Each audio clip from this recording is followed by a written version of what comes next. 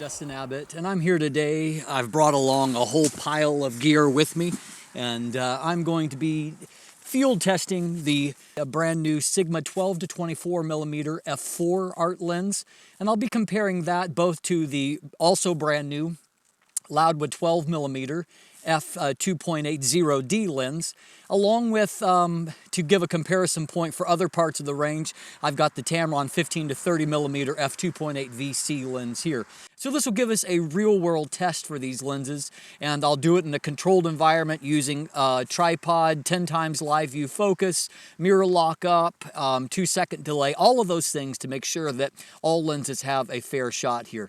And so let's jump in, let's take a look at what we discover. Here at f4, the Laowa is stopped down a stop as compared to the Sigma, and so you can see that while there is some vignette that remains here in the corners for the Laowa, it's definitely more pronounced on the Sigma. So there is some vignette wide open, not nearly as bad as the new Canon 16 to 35, but probably a good solid of, I would say, around close to 3 stops in the edges there. So here, this is really important to me because if you're buying a 12 millimeter range or a lens that goes to 12 millimeters, it's important that you're getting that full focal range. It's far more important with such a wide lens.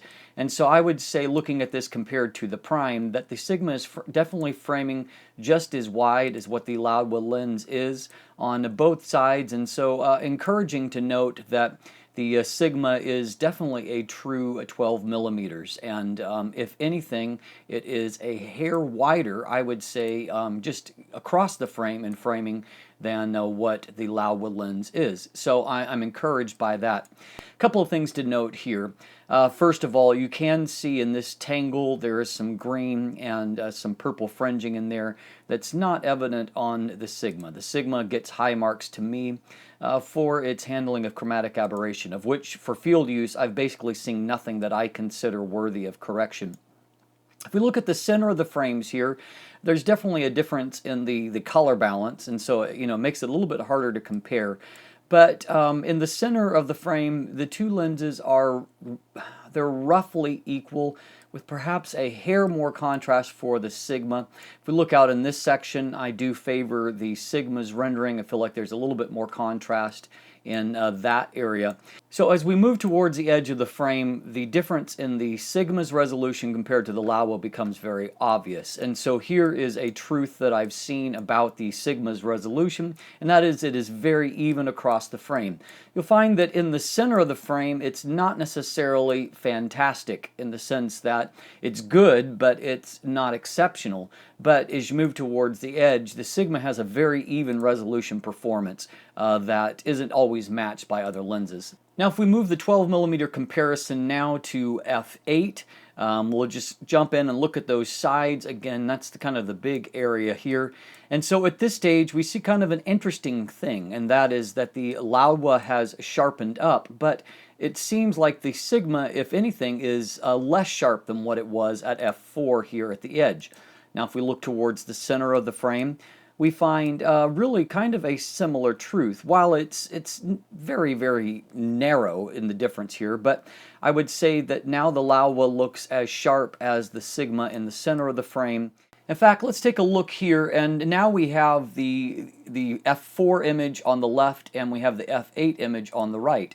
So if we look at the right side here, it's clearly better looking on the left than it is on the right, and so the Sigma actually appears to be sharper at f4 than what it is at f8. If we look here, again, there's a little bit more contrast compared to the f8 image. Here, if we look at this, again, you can see more contrast. At the center of the image, I would still say that the same is true. And so the Sigma really is optimized for f4 to f5.6. There's a little bit of improvement to be had at f5.6. For one thing, you clear up the vignette quite significantly, and you have maybe a hair more resolution across the frame. But basically what you get pretty much at wide aperture or wide open is about as good as what you're going to get with, perhaps that very slight exception down to f5.6. Now here at 20 millimeters, we're going to switch it up and use the Tamron 15 to 30 f2.8 VC lens as a comparison point. And so looking at these images wide open, you see, of course, one of the strengths for the Tamron is it does have very, very low vignette. But to the Sigma's credit, it has also, here wide open, it also has very low vignette. Now, if we look towards the edge of the frame, in terms of the overall sharpness, the sharpness is, you know, roughly equal, perhaps a very, very slight edge to the Tamron wide open. But the difference here, there's noticeably more chromatic aberration on the Tamron lens towards the edge of the frame as compared to the Sigma. As we move in towards the center a little bit, you know, right here I would say the contrast is a little better for the Sigma. There's a little bit of chromatic aberration, I think, that's impacting that on the Tamron. Towards the center of the frame, we're going to find that in terms of overall contrast and resolution, I'm going to give a slight edge to the Tamron here, and in the center of the frame, its chromatic aberrations are more well controlled, and so we see that it doesn't impact it quite to the same degree. Now, if we can compare them apples to apples here, both at f4, we're going to see that the Tamron, now with the advantage being stopped down a bit, is delivering a little bit kind of brighter image overall. And if we look towards the edge of the frame, once again, we're going to see that, you know, there's definitely a little bit more resolution, and of course the Tamron's not being impacted by vignette here in the way that the Sigma is a little bit. But we can still see some chromatic aberration that the Sigma is ahead on. And looking back at this area, now I would say the edge is for the Tamron as we move out here towards the center. Definitely an advantage in the center. But remember, the Sigma strength, you could see that here too, the Sigma strength is not so much in center resolution, but in evenness across the frame. And now just to see if that trend continues in terms of stopping the lens down, I've now got the Sigma with the f4 image on the left and the f8 image on the right. And so you can see there's, you know, while it looks pretty good in terms of no dark shading in the corners, you can definitely see that there is some greater brightness just along the edges from less vignette with the lens stopped down. Now, if we look towards the corner, I would say here that there is it's not like 12 millimeters. There's definitely a notable increase of overall sharpness and texture resolution at f8 here compared to the f4 image. If we look towards the center, I would say that the same is true, just crisper. The f4 is a little bit kind of hazier looking, and it's just there's more contrast and sharpness in the center. And out towards the edge, again, it's noticeably sharper at f8. And so we can see that while at 12 millimeters, you're going to get your best peak sharpness between f4 and f5.6. As you move through the focal range, the lens behaves in a more typical fashion in that you get a more sharp image across the edge as you stop the lens down. We'll also compare these lenses at 24 millimeters, and so you'll note both of them are set to 24 millimeters here, and so if we look out towards the edge, you'll see one thing to note, and that is that the it's slight, but the Sigma is framing a little bit looser here on the edge, and so while Sigma really did a great job of nailing the width on the wide end, here at the telephoto end, I would say that the Sigma is just a hair shy of 24 millimeters when compared to a zoom that moves beyond that. Now, that's where the advantage for the Tamron ends here, because there's a pretty clear sharpness advantage here, and this is both of them at f4 for the Sigma. And so we see at that edge frame that it's looking very good. A little bit of chromatic aberration on the Tamron, but just kind of a more blurry result, and that's very noticeable here. If we move towards the center of the frame, the situation reverses in that the Tamron is sharper and more contrasty in the center, and that's noticeably so. But as we move back out towards the edges, we see, you know, here that's actually interesting. On the left side here at f4, the Tamron looks a little bit sharper. than what the Sigma image does. And you can see here again that the Sigma is framing looser. This tree shown here is not even in the Tamron image. But if we look at the right side, and I don't know if there's a slight decentering issue with my copy of the Tamron here at 24 millimeters, but there certainly is a pretty noticeable advantage to the Sigma on the right side of the image, while the left side is, more dominated by the Tamron. That's the reality of lenses out in the real world. If we stop both lenses down to f8 for a final comparison, let's see what the side results are. And the Tamron is looking better overall here than what it did before. Still some chromatic aberration. The Sigma looks better still, though, on this right side. And if we move towards the center of the frame, now I'm going to say it's a fairly equal here, maybe a hair more contrast for the Tamron overall, but the results are very similar.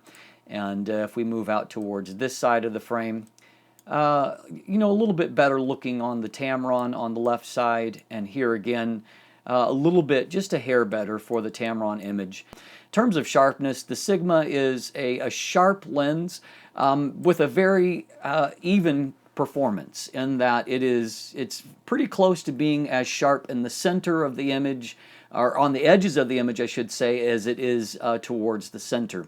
And so, the good news is that if you're shooting landscapes or interiors, you're going to get a nice, consistent, even result.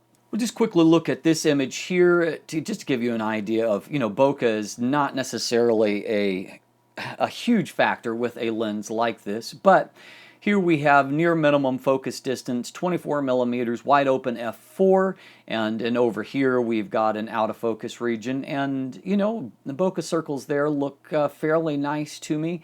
You're not going to have a lot of situations where you're going to be able to produce a lot of defocused area, but here's an example, and I think that the lens pulls it off just fine. Also, we'll note, and we'll cover flare resistance a little bit more in a moment, that sun's coming right through here, but this is holding up pretty well. Slightest bit of green fringing there, in the defocus region, but not pronounced at all and easily correctable. This is just to give you a few real-world examples. This has received a little bit of post-processing, but mostly about harmonizing exposure and a little bit of color influence. But we can see for real-world landscape shooting, that's a nice, crisp result, and one that I would be very happy with using for myself, and I will be sharing that probably on social media and photo sharing sites at some point. Now let's examine distortion here for a minute. And so my first comparison is that I want to highlight versus the new Canon 16-35 f2.8L Mark III, which definitely shows some traditional barrel distortion. And mostly I want you to look at this line right across here. You can see that there's just a bit of a bulge in what should be a straight line. Now if we look over at the Sigma, if anything, rather than having barrel distortion, it seems that if there is any distortion here, it might be a hair of pincushion distortion, which is a little bit opposite of what you might think. But do remember that the Sigma is moving through its focal range down to 16 millimeters here from 12 millimeters. But overall, you can see, looking at the center of the image, that the Sigma is producing very, very nice, consistent lines. Now, more interesting is when we compare it to the Laowa 12 millimeters, because remember, the Laowa, its truest claim to fame is it is the zero distortion lens, and so it is claiming zero barrel distortion. And the Laowa image on the right here, and if we look at the lines that should be straight here, here, here, we can definitely see that these lines are holding very straight. And if you look up in here, they're not bulging out. Lines are running as they should. But if we look at the Sigma, really we're seeing a very, very similar result. Look at this line here. This is an area that is in the prime area to be affected by kind of a bulging, but yet we see that there is a nice straight line there. And if we look across the, across this edge here, this is at 12 millimeters, remember, and so this is wide. But we're seeing a nice even result that is very similar to that of the Laowa. And so as far as distortion, this lens really performs really exceptionally well in having low distortion. And having that low distortion really becomes quite important in, real world type shooting. I think a really sound application for this lens is using in architectural work. For those of you that shoot real estate photography, I think that this is a pretty good option, because here we've got a small space where, it could be really impacted by all of these lines that should be straight. If they weren't, it would be, it would really kind of destroy the image. And so if we compare all of these, we see that, again, here the Laowa is on the right and the Sigma is on the left. We see a very, very similar result in terms of the straightness of the lines across the tub here and in the tile floor. Just overall, we're seeing a nice straight result. I would say that maybe the Laowa shows a little straighter line here in the door. There might be just a bit of a bowing on the Sigma image here. But at the same time, I have to give Sigma credit, because this is a zoom lens, and thus it requires, more kind of engineering because of the different focal lengths. But they've really managed to keep distortion at a minimum here, and that certainly is a positive for a lens like this. Now, don't get any idea that you can get close to somebody and tilt the sensor and get a very low distortion result. This is the same lens, but if you get the the sensor twisted and you try to do a close-up portrait, let's just say that people might not thank you for the result. And so just know that even with a low distortion wide-angle lens, you have to use it right to get credible results from it. This here is to test our flare resistance, and so for one thing, you can see that the 9-bladed aperture produces a very nice looking sunburst effect, and overall our contrast has held up here. If we look kind of towards what I call the epicenter of the sun, we can see just a little bit of some kind of prismatic haze. And over here I'm seeing just a hint of some green ghosting effect. But you'll note that really it's quite minimal here, and you're only going to see it at kind of a close viewing distance. And so I think that that's a pretty good performance. If we go towards the other end of the range, there is a larger kind of haze area here, and then a bit more ghosting effects that become visible. And so bottom line is that your best results from a lens like this come on the wider end, although I think flare resistance overall is an area of strength for the lens. Now, a key metric for a lens like this is how it's going to do in shooting the night sky. And I have to tell you, I really struggled to get any kind of clear night during the time that I had the review, and most of the time it was a complete overcast for weeks. I finally got a somewhat narrow opening here, but as you can see from how bright the foreground is, the moon, although the sky was clear, the moon was really, really bright. And so this is still far from optimal conditions for shooting astro work, as far as the aesthetic quality. But I was able to take a look at the overall chroma performance here, and really, as you can see, big plus for Sigma is that these star points are very nice and crisp. That looks really great. If we look up into the edges of the frame, I can see a bit of chromatic distortion here. Just a little bit of growing of wings of some of these, right really towards the edges of the frame. And so there is a little bit of chroma there, but I do need to remind people, when it comes to such a wide focal length at 12 millimeters, that amount of, let's say that those little bit of chroma that's there, it occupies such a tiny part of the frame that most people are not going to be able to see it. Secondly, having low distortion on a lens like this means that towards the edges there's not a lot of stretching of the stars, and so that's also a very nice result. And of course, being able to, although f4 is not an optimal aperture for this, being able to get nice sharpness wide open certainly is a pretty huge asset. And so if we look at the various areas of overall resolution, looking at vignette control, chromatic aberration control, distortion, and flare resistance, we see that really in all of these areas that Sigma is delivering a strong performance. There really isn't a particular weak area optically for this lens. And so when it comes to looking at the optics of the lens, I think that Sigma really has a winner here. There are shortcomings, of course, to a lens with this particular design, but at the same time, I think that it is a worthy competitor and a nice addition to the art series.